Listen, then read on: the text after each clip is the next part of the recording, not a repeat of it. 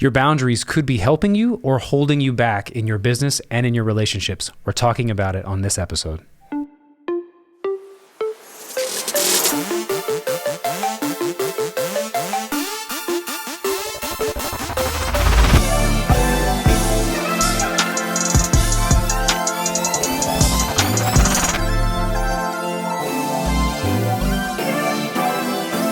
What's up, everyone? Welcome back to the Edgy Entrepreneur Podcast, where in this season, we believe that if you want to become an influential leader in your work, family, and community, then you need to master your relationships. How are we doing today, Coach? Hey, I'm doing great. This is Coach Oriana. I'm a personal performance and executive coach and relationship expert. Excited to be here for season 2. Let's do it. And I am Daniel Tribby, your other host.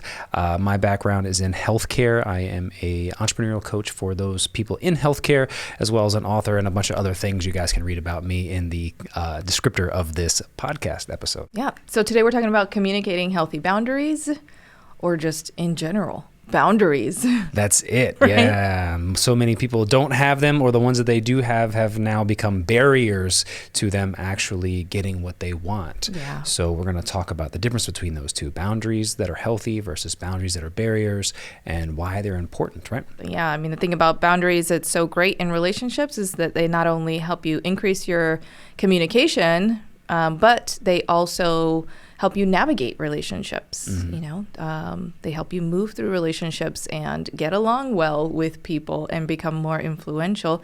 I think the other thing that's really important about healthy boundaries is that they don't stunt your growth. And so we'll make some specific distinctions about what healthy boundaries actually look like that I think will be really good information for our listeners. Yeah, absolutely. So how are we going to start this thing off? What is a boundary? How about that? Let's go there. What is a boundary? So boundaries, I think the most important thing to know about boundaries is that boundaries are for you. They're not for other people. Right. And so a lot of times people feel, they'll say that they feel bad communicating or imposing a boundary on another person. Right. And that is because their perception is that boundaries are for other people. Right. To keep them away, to put them in their place, and to, almost to punish them for bad behavior. And that's not accurate. Right. Boundaries are for you to be able to protect not only, yourself, but every aspect of your being, your space, your heart, your body, right? Like every aspect of you and what it is that you have to offer, what it is that you create, right? And so in that way, right, when I draw a boundary, it's because it's about me, keeping myself safe, keeping myself secure, right? Showing myself that I matter, that I'm important, and that I love myself. Mm-hmm. It's not about punishing another person, right? And in that way, I don't need to feel bad for having boundaries. And I can understand that when you do have healthy boundaries, people talk about how, you teach other people how to treat you. Yes, you do that when you treat yourself in a certain way. When you show up with healthy boundaries, you also show up with self-respect. So when you have self-respect, you easily command respect from other people. You mentioned this well, like a boundary is for yourself, right? It's for you. It's allowing you to protect your energy. It allows people to not essentially get into your space where you would have a reaction to somebody in a negative way, right? When you don't have a boundary and you let people treat you any sort of way or talk to you any sort of way, you are going to have a reaction to that rather than a response to it, right? Two very different things, reactions versus responses. So, you are in charge of your energy, your actions, and your emotions. And so setting those healthy boundaries allows you to stay in charge of those things. The problem is that some people will set boundaries that are so dense that nobody can get through, and they feel inaccessible, right? They feel almost rigid. Yeah. And I think those at a point become unhealthy. So people, you probably are thinking right now, well, what is the difference between the two, a boundary and then a wall, right? Or a barrier.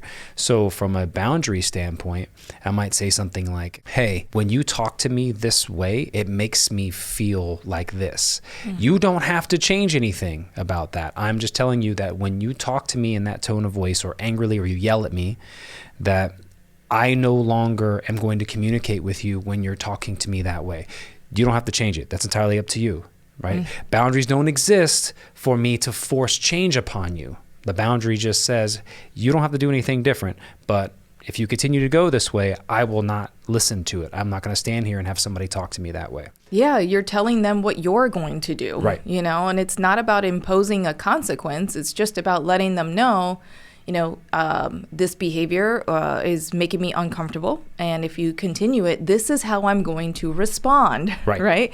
Versus a reaction, which is like, I don't like your behavior or the way you're speaking to me, and then I'm just going to abandon the conversation by leaving the room, right? And not actually saying that the reason I'm leaving the room is because of this situation, right? That I don't feel comfortable with. Conversely, what a lot of people do, because they have weak or no boundaries, is they'll actually stay in that situation, right? But build up a whole bunch of resentment and anger and negative emotions toward that person and toward the situation that later on they'll end up ruminating on, right? And that rumination is an extraordinary loss of energy and productivity, right? Because now, instead of being involved in what it is that you need to be doing on a daily basis to build and to create, right? Being present with your family and in your relationships, now you're in here. You're in your head going, oh, I should have said this. I should have let him have it. I should have this. Why didn't I? I can't believe I didn't.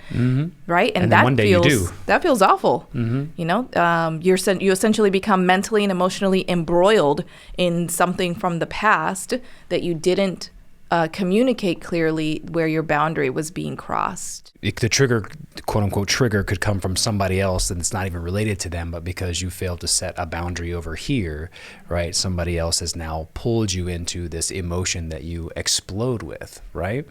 But then what about the other extreme end of that? Right? So instead of laying hey, if this is how you're going to continue to communicate, this is how I'm going to respond, right? What if my reaction is one that looks like this? And I say, look, the way that you're talking to me right now reminds me of my ex-husband who was abusive and treated me wrongly, and I'm not going to stand for that. That no longer, ladies and gentlemen, is a boundary. That is now a barrier, right? So talk to me a little bit about how people create boundaries that are so extreme that it almost puts a wall and people cannot break through it. What does that do to them at that point? I'm reticent to even call it a boundary in any way. That's just, it's not exactly accurate for what it is. What it is you have an unhealed wound, and because of the unhealed wound, you are guarded, and because of your guardedness, and because there's something alive in you that needs attention and love and acknowledgement and healing, you're looking for that thing in other people that you're interacting with today who have nothing to do with creating the wound. And so when somebody does anything that even remotely resembles what the thing that your,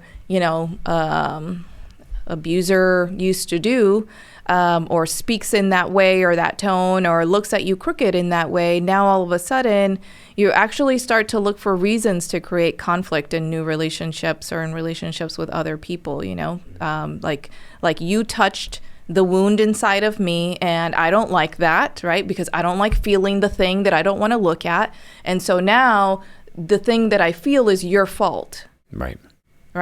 So it fundamentally displays a lack of personal responsibility over your own healing for wounding that occurred to you. I'm not saying that the wounding is or is not your fault. That's not what I'm saying. But as an adult, resolving and healing the wound is your responsibility, period. 1,000%. Especially if you want to live free, if you want to live in peace, if you want to experience harmony, and if you want to experience any degree of healthy relationship with anyone, healing your wounds is your role and responsibility once you know they exist. And your relationships will show you your wounds. Yeah, and it's so, and I've said this before on some of our other lives that we do, it's my words are my responsibility. Your interpretation of my words are your responsibility. So if I say something and you perceive it to be one way and you don't ask for clarification, then that is entirely on you. And a lot of people are going to get angry when I say this, but your triggers are not my responsibility. They're your responsibility.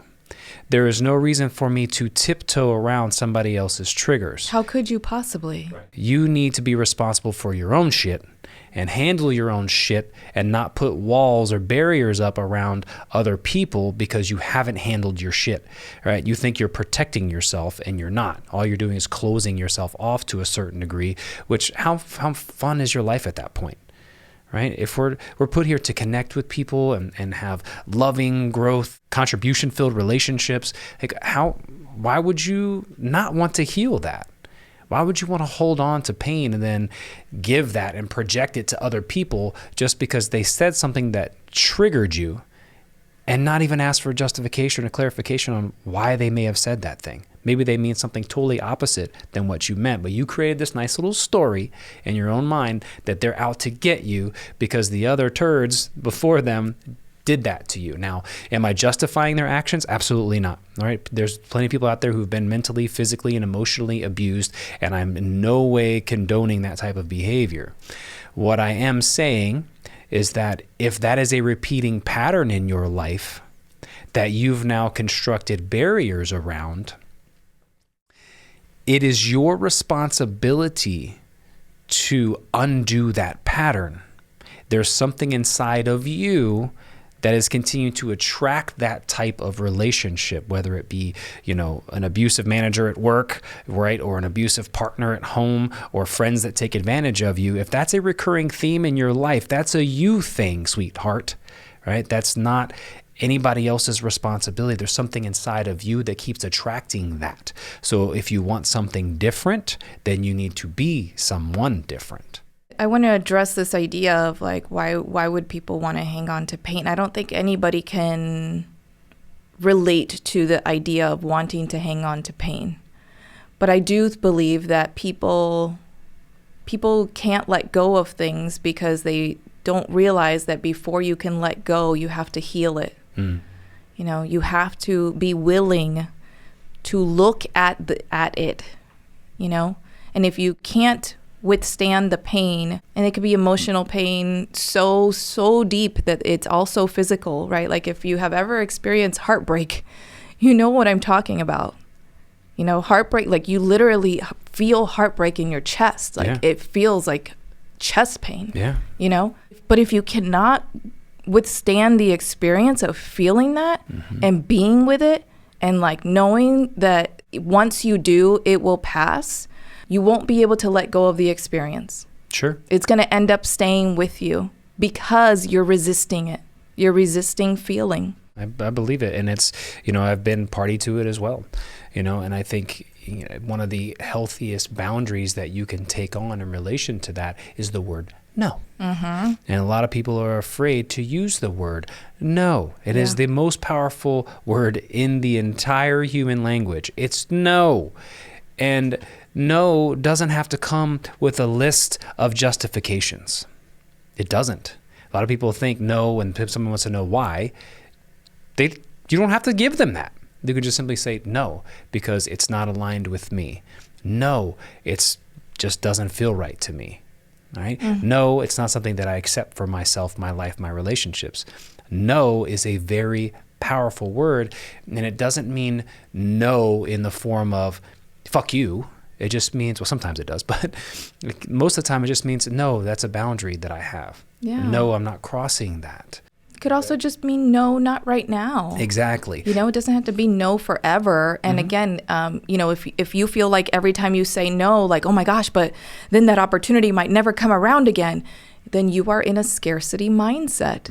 Right? And that is something that needs to be, again, it's being revealed to you so that you can address it and heal it. Where is your sense of scarcity coming from? If you feel like any and every possible relationship or opportunity or, business growth opportunity that's put in front of you, this might be the one and only time that ever becomes available. And so you must say yes, even though you're already overloaded. Again, you are in scarcity. You're showing up with little or no boundaries. You're going to end up in a tough spot, man. You're going to back yourself up into the corner, and then you're going to be like, oh, how did I get here, bro? You got there because you have no boundaries and you're not willing to say no to people. Yeah. You know, and so it could just be, no, not right now. You know, thank you so much for the opportunity. It's not something I'm able to take on right now. One of the things that I use often is I say, I'm actually at my maximum capacity right now and I'm not willing or able to take that on. But thank you so much for thinking of me and for considering me for that opportunity. Right. You know, and if I'm sincere, then I'll say it's something that I'm willing to consider in the future. If I don't want to consider that in the future, I don't say that just to say it. Mm-hmm. You know, I'm not going to say that just to be nice. And then I have this, and then I'm going to create the same problem for myself in 3 months from now. Yeah, I think because one of the biggest issues is rejection, right? People have this problem with rejection. And here's an idea for you that I want everybody to take into place. Because I establish a healthy boundary by using the word no, does not mean I'm rejecting you. It just means I'm rejecting the idea at that moment, mm-hmm. or the way that you've presented yourself, right? Or the product or the service or the thing my manager asked me to do or to take on more of. It's not a rejection of you as a person. It is simply a no to that thing, but it feels so personal, even though it's not. Yeah. So the one thing we have to remember is that just because somebody tells us no does not mean they're telling us as a person or who we are no. They're just saying no to that situation, right? And no maintains some sense of identity within yourself, right? Because I'm sure a lot of you can relate to this idea that you've said yes to too many things and you stretch yourself so thin you don't even know who the hell you are anymore. Mm-hmm. Okay? But the problem is when we say no, we feel like we're coming across as rigid. And we have this idea that we don't want to hurt other people's feelings. Now, I know you have something significant to say about that. You don't want to hurt other people's feelings. Go for it. How do you feel about that? It's just one of the biggest lies you could ever tell yourself, and it's so fucking egocentric. You know, if you think that you are protecting other people's feelings by not telling them how you really feel, what you really think, by not saying no, you're actually doing the complete opposite. You're hurting them more. Mm-hmm. By not saying no. You know, if you're staying in a relationship that should have ended because you're afraid of hurting that person's feelings, you're hurting them even more than you would have if you had ended the relationship when you first initially realized this is not for me. And the reason is because you're wasting their damn time.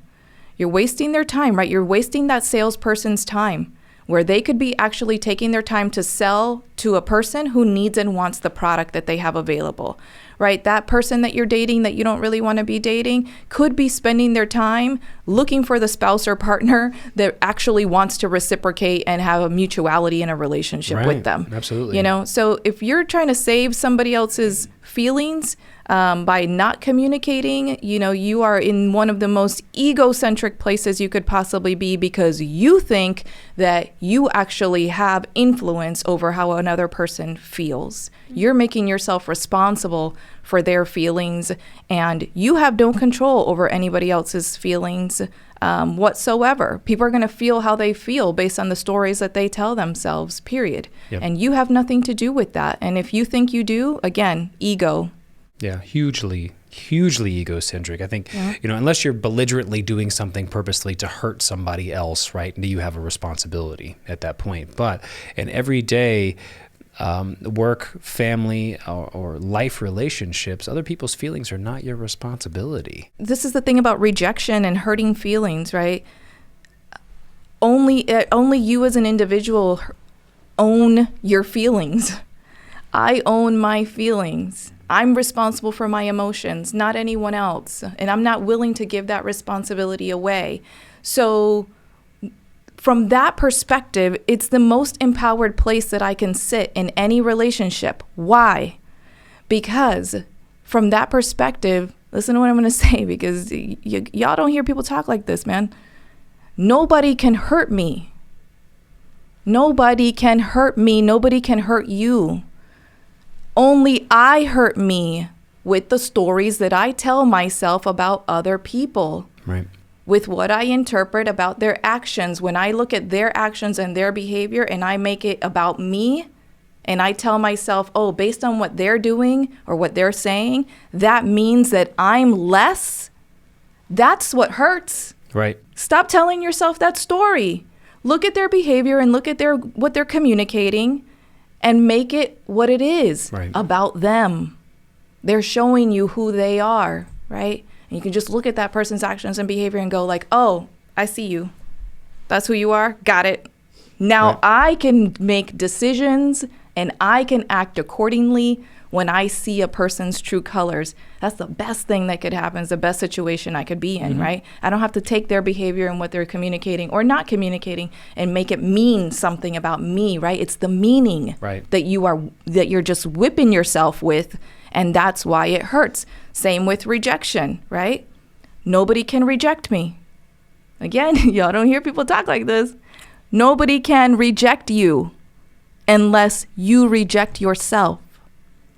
Right? It's true. And that means the meaning that you give it, right? This person said no to me. That means I'm unattractive. I'm unwanted. Nobody loves me. I'm ugly. I'm not worthy. Whatever it is. Yeah. And I'll flip the script on anyone, because once you see the other side of this, there's no way for you to not see it. Mm-hmm.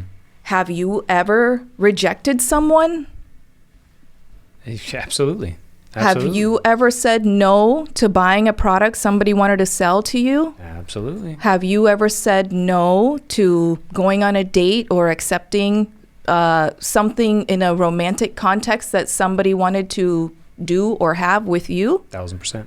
So you're so afraid of being rejected, but you've rejected people. Right. And did that have anything to do with them, or did that have everything to do with you guarding and protecting your needs, your energy, your space, what you wanted, what you desire, etc.? So this is the thing. We can look at people, driving crazy through traffic and be like, oh, what an a-hole. I can't believe you just cut me off. But when you drive crazy through traffic because you've got something going on, it's justifiable. And you can, oh no, but I have a situation at home that I really need to get to, or I really got to go to the bathroom. So it's justifiable for me to drive crazy through traffic. But when other people do it, you don't think they have something going on at home or they really have to go to the bathroom. You just think, what an a-hole. These are projections that create illusions in your world that are really creating a high degree of suffering for you, right? Mm-hmm. And so the same grace that you think that you deserve, give it to other people. The same high level conscious meaning that you're giving to the experiences of rejection when you're the one doing the rejecting, give that to other people, right? They said no to going on a date with you because for the same reason you said no to going on a date with someone else. Right. Yeah, what you're saying is so true, though. Like, so many people want to feel that their problem or their circumstance is justifiable. Mm-hmm. Right? And somebody else's is crucifiable. Ooh, right? Yeah. So I want you all to understand how I feel right now, damn it. But I have no sense or regard to stand and listen to how you might feel. Mm-hmm. All I want to do is justify my own actions and crucify somebody else's. Sure. Right? So this all goes back to creating healthy boundaries and healthy space for yourself. Okay. Understand that, guess what? One, the world doesn't revolve around you, but two, you can create a space for yourself that allows you to be emotionally intact, that doesn't allow you to get into these spaces of justification or crucifixion or anything like that. Okay, so how do we do that? We've given people, I think, really good rants on some of these things that you and I believe very heavily on, but let's give some construction. How do people, let's give 2 or 3 things. How do you create healthy boundaries? How do you get away from letting people intrude into your space or being way too rigid that you're unapproachable, right? What are some key components of creating healthy boundaries? I think we've mentioned one, which is proper use of the word no. Okay. But let's do 2 more healthy ways to create boundaries. I would say for me and what I teach my clients, you have to have a value system that you define, and you must make a commitment to living by your value system. Right? So my highest order value within my value system is integrity, right? I don't just talk about integrity. I want to be integrous, right? I want to be a woman of integrity. And so that now requires me to put definition around it. What does it mean to be a woman of integrity? Now we're talking about my identity, right? Not just something I do, meaning actions and behaviors. Right. Now we're talking about who I am. Right, or the belief system you attach to that value of integrity. Correct, correct. So my people, if you're thinking like, how does that connect to boundaries? Okay. It connects to boundaries directly because if I have made a commitment to being a woman of integrity, that means that there are certain things that I either am willing to do or not do in order to meet that high level of standard for personal performance in my life, right? And so if I get an intellectual and an emotional understanding around what those things are, meaning when I behave this way, I know that I'm aligned with my values. And when I do these things instead, I'm not aligned with my value for integrity. Oh, shit, right? But when I can actually look at that, both like what and who I am when I'm in the light, what and who I am and what I do when I'm in the darkness, that very clearly defines my boundaries for me, right? Because I'm trying to walk a very specific, narrow path, right? And that shit ain't easy. But I don't like who I am when I fall out of alignment with my value system. Yeah, and you feel that very deeply. Right? Yeah, and I put boundaries around that. And that means that I say no to certain people and certain things, even when I love them, even when I care about them, even when even when what they're offering sounds interesting or fun or exciting, I might still have to say no to that. And if it means that saying yes would require me to step outside of my value system. Yeah. Now, I think that that's when you're at that place where you actually have a value system and you know how you behave when you're aligned with it and when you're not aligned with it, then when you're going to make a decision that's going to require you to step out of alignment with your value system, like I'm not saying you can't or would never fall out of it, but I'm saying that when you do that, you need to do that with full ownership. Yeah. And take personal responsibility over whatever the outcomes are. Sure. Right? Like, oh, I'm going to do this thing. This is not in alignment with my value system, but come what may, I'm going to fucking own it. Yeah. Right? Because you made that decision. Yeah, 1,000%. And I think we're going to do a full episode this season on formulating values and beliefs, right? So you guys can understand what a value is an emotional state and a belief is a rule that you apply to that emotional state. So some of y'all say you value certain things, but your rules that you're applying to them are trash. Correct. And that's what most people do. Right, making you live outside of a value that you don't really realize, okay? As far as boundaries go, I think one of the biggest things is, as far as formulating healthy boundaries on my end, is to deal with your own shit.